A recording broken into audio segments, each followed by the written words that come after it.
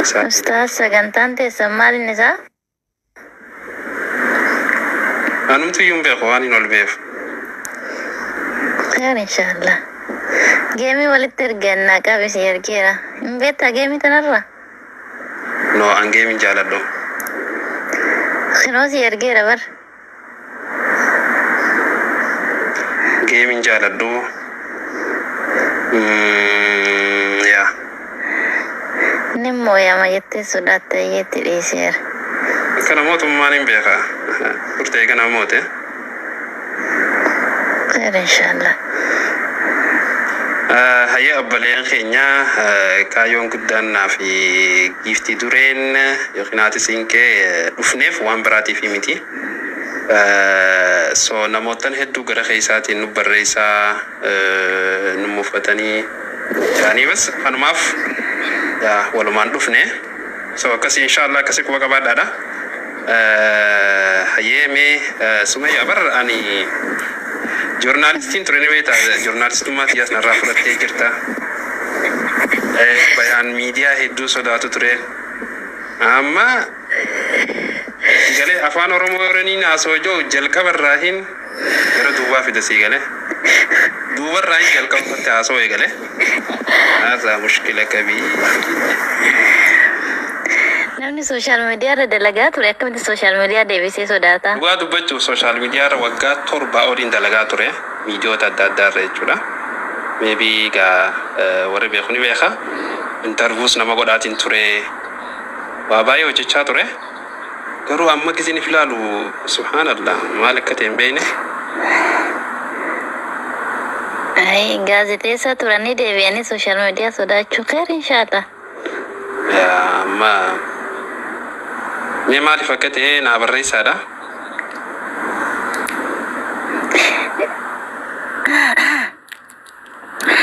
aye incicita injicitu anuma sin gaafata bakka wanti si sodaattaniif mee jalqaba irratti duraan dursa wal baruutu dursa maqaan keessan eenyudha eessatti dhalattanii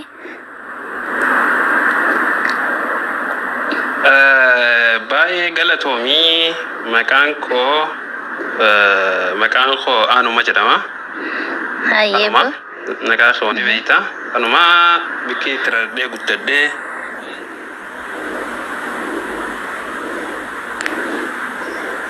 afi maqaa maal isa nama sirraa himaare egaa na gargaarani hayyee gaafii lammaffaa tanarra naa tara hayyee sooshaal miidiyaa tana yooma bilbila chaarjii guutta sodaachuu eegaltan moo yooma laayivii oon goota sodaachuu eegaltan irra naa deebi'amee ammallee xiqqoo gaafin isin hin galle hayyee afaan oromoo ifaatittan isin jijjiira hayyee afaan oromoo akkasitti bareedaadha hayyee sooshaal miidiyaa tana yooma sodaattanii yoo bilbiluma chaarjii gootan bilbiluma sodaataa jirtani moo yooma tooktikii seenta sodaataa jirtaniin isin hin jedhe hin sodaadha waan jettaniif gaafii jabaan ni ulfaata khayr inshallah gargaara gaamaal yoo lila wanni inni isaan akkatti inni dabarsaa jiruuf isin loqonni too galuu fi dide rakkoon sala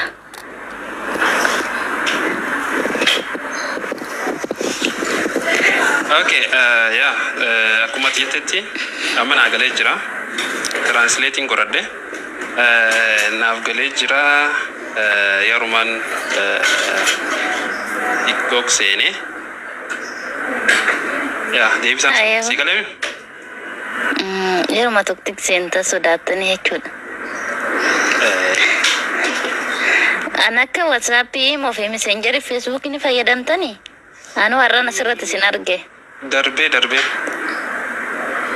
okay darbee fayyadamtan yooma fayyadamtan maalirraa fayyadamtan maal faa gootan al tokko maatiitti dubbisuu jira hayyeebbo istoorii achirraa faa laalu ammaas maalis okay falmaya اوكي استاذة. قافي التانو توفي ركون كابو اسنو ماتيني كبدني هذا مناني كبدني isheen wala tuisadha jiraattu isa moo ganaadha guddan gaafiin kun irra nama darbu okay fuudhan geenye jechuudha hayyee taate itti sinii dhamu akkame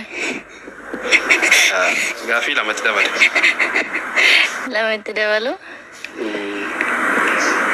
ayyee gaafii lammaffaa dammo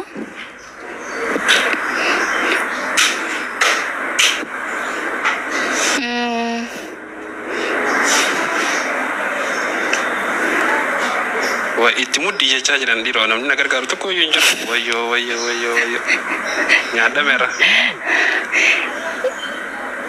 ustaaz naam waan kana afaan Oromoofaatti na deebisaa meenaaf hin galle maal jechuu naam jechuun maal jechuudha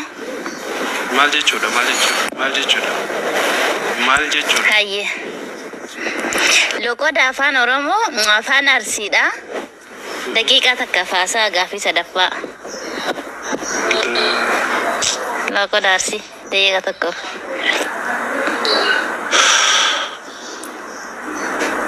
هذا مشكلة afaan nama fakkeenya loqoda Arsiitiin uummata kanaan akkam jirta fayyaa jirta reettee loqoda Arsiitiin haasoftaan اوكي هيا akkam jirtu echa deemtan maaf taap ngootu la walla taap manga la Arsii akkasii miti la اوكي هيا wayyoo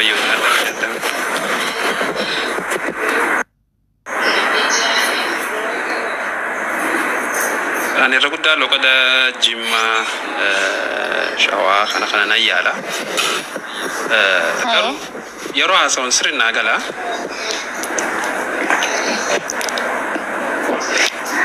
ጊዜ ሀሶፍቱ ሀስርት ሲገሉ nama loqoda Arsii danda'u duuka haasa'aa jirtamoo akkamitti akka siigalu barte gaafii bareedaadha ijoollee baay'eedha wal beeknaa yeroon biyya tures ijoollee kutaalee garaagaraa waliin barachaa turre keessaafu majlisa yeroo turres ijoollee Jimmaa ijoollee Arsii ijoollee keessaafu takka jechuudha baay'ee waliin turre yeroo darasummaa turre jechuudha so ati naaf gala yeroo haasa'u dirasii miti haya taate irraan sii taraa hayyee nyaata aadaa Arsii keessaa gosa lama himi wayyoo qabameerra komantiin na gargaara marqaa tokko jiga shiroo najmaal shiroo jette hayyee marqaa komantii ofirraatti dhiisa okay hayyee komantii ilaala yeeshi marqaa tokko argadheemi hayyee inni biraa cuukkoo akkamitti dalagama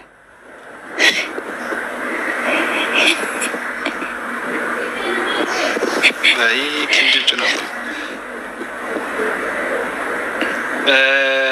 okay cuukkoo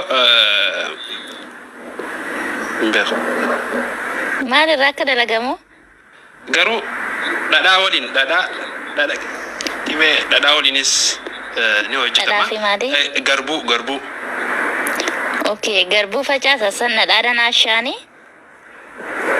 yaa akkasuma jechuun yaa akkasuma jeetii yaada basso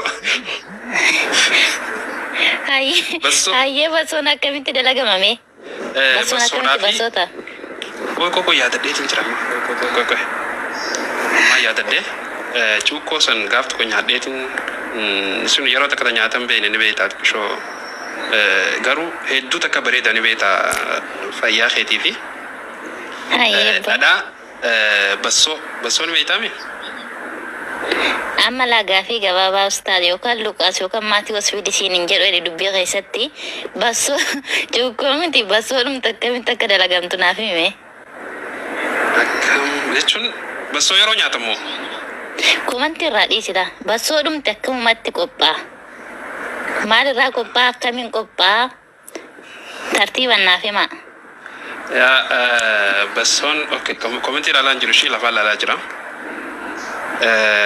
Bassoon naannoo keenyatti akka beekamutti yeroo jiisatan garbuurraa hojjetama. Hayyeebbo. Garbuu maal godhan? Garbuu ni akaawanii dura Eeshibbo. achiin booda maal ni feeddeganii ni feeddeganii Feddagaltu maal jechuudha? feeddeganii koy wafcoo geessan mana daakuu geessanii Biiluma wajjin mana daakuu geessan hayyeebbo. nayi xiqqoo irraa hororu maal jedhasa kanatti qishoo Maa qincee dalaganis taas. no mooyyee keessatti qotumaniiti mooyyee keessatti qotumanii akka maaliif wanta qabdi qolola qabdi beete bassoon garbuun tun jechuudha. Qolola san irraa baasanii achiin booda mana daakuu geessan. Eeshi. Mana daakuu geessanii achiin booda fuudhanii jiisanii nyaatan. Maal jiisan garbuu jiisanii nyaatan immoo? Bassoo taate kakalaa sa'i. Maaltu bassoo taataa? Ama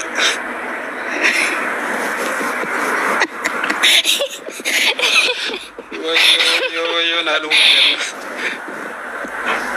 bas wani sin jechaa jiru Dubbii kanaaf hin taane bar. Ayyee. dura garbuudha garbuu sana fuudhaniiti irraa akkanatti mooyyeetti qotumanii erga tuman Mooyyee bunaatti tuman moo mooyyee guddaatti tuman? mooyyee guddatti tuman laal ni feeddagan kunis Hayyee laala hin faddagamu laa yoo faddagamanii caccabdi haa. In shakashakani jedhi. shakashakuu maali okay hayyee okay ni feedda okay hayyee feedda jechuun xiqqishuma akkanatti tuman achiin booda fuudhanii mana daakuu geessanii ficaa taati jiisaniiti yoo fete jiisteeti yoo fete soogutetti godhatte yoo fete sukkaratti godhatte ganama nyaatte yoo fete Hayyee qoya mama daakameera mana gaheera siniinaa jedhu. Sanaan booda erga mana gaheen booda daakuun bassoo sun qophaa'ee jira jedhu. Daakuu bassoo san akkamitti bassoo barsiisuu danda'ame tartiiba isaatiin?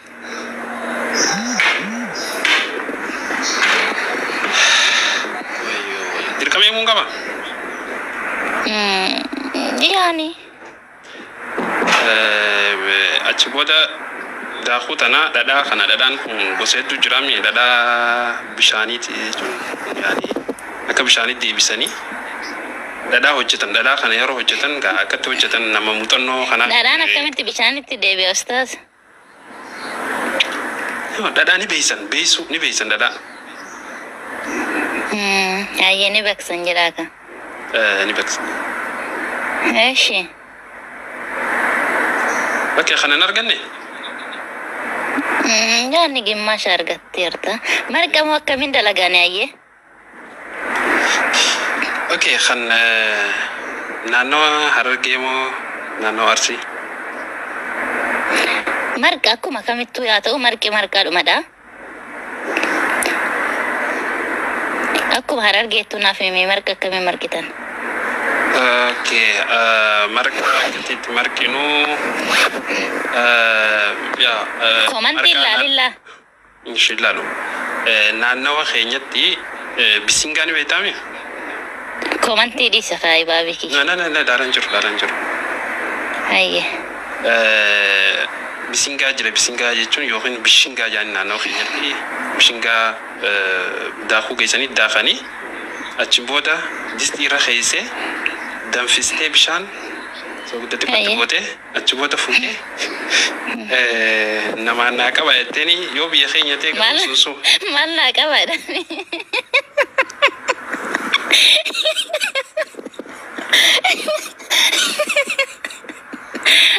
Ayyeebbo.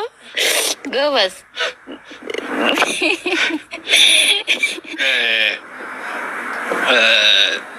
jechuun fuutee bishaan eega danfee booda Eshi. naannoo keenya suusumaa jira. Suusuma ni beektaa?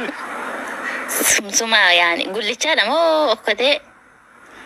Suusuma jechuun dhagaa sadii jechuudha. Dhagaa abbaa sadii. Okay, gullichaa hayyee taate. Dhagaa abbaa sadii san jala kaaniiti ibidda jala shidanii. Akkasitti Komantii dhiisi. komantii ilaalaan jiru. Ibidda jala shidanii. Hayyee. Achiin booda miila tokkoon akkatti itti ijjettee Hayyeebbo. achiin booda itti margite jechuudha. Naanafadhu jecha. Achiin booda kalaas jechuun shuuroon tun akka bilchaatee fi marqaan kun bilchaatee dhabuusaa wanni beektuun yeroo akkasii margitee yeroo ni fi irraa darbuu deemtus yoo distii keessatti hafuu baate sirrii bilchaatee jira jedhama. Kanuma. Osoo na bira jiraatte sin badhaasa ture yoo baadiyyaa. Okay, kan boloqee irraa hojjetamus jira, kan bisinga irraa hojjetamus jira, qamadii irraa hojjetamu jira. Akkasuma. Garuu rakkoo guddoon beekta asirratti obboleen keenya warri amma jirtan gaafiilee kana wanni qaamneef waan biraatii fi miti keessaa wal gaafachuu dandeenya. Garuu dhugaadhaan fakkeenyaaf magaalattii guddadhee garuu jireenya baadiyyaadhaa irra guddaan keenya hin beeknu. Maaliif baadiyyaa jechuun eenyummaa keenya, aadaa abbaan keenya guututti jechuudha. Iddoon maddi isaanii achi irra guddaan keenya jireenya baadiyyaa hin beeknu. Beekuun barbaachisaadha.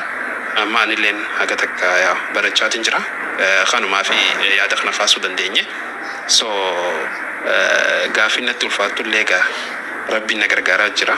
Yaalaan jira. Komantii garuu na gargaaruu didanii. Okay, tuufi gaafiitti aanu. Laa baabikii maashaallah wallahi rabbi sirraa jaallattu ni beekta gobaziidha. Nan yaala dilis illee beekuu baadhu. Okay, waan biraa gaafadhu ammas gaafii. Ayyee nyaata aadaa Harargeedha gosa sadi naa himi garuu warri Harargee dhaggeeffadha. Anoon beeku waan ta'eef mee waan inni himu kan yookaan hin beeku yookaan beeku. Nyaata aadaa Harargee sadi himi. Nyaata aadaa Harargee keessaa akkuma isin jee Baabiti komantii ilaalilla komantii ilaalla. Komantii ilaalaan jiru ilaalaan jiru. Hayyee taate. Nyaata aadaa Harargee keessaa kan keessaafuu yeroo cidhaa yeroo sagantaan akka wayii jiru tokko affeellama jaaniini. Waalaikum salaam wa barakatuh dursa bakka kan affeellama jaaniini affeellamni kun Koi baabii kiyya erga komantii ilaalle salaamata namni si barreesse akkamitti argite. Akkata san argite akkuma jaamiladhee jira. Waalaikum salaam warahmatullahi wabarakatuh. Alifa masalan jala deebisuu dhabu keenyaaf. So affeellamaa jira. Affeellamni keessaafuu Harargee keessatti nyaata aadaa bakka guddaa qabu keessaa tokko. Keessaafuu biyya ammaa biyya Swiidin jiru.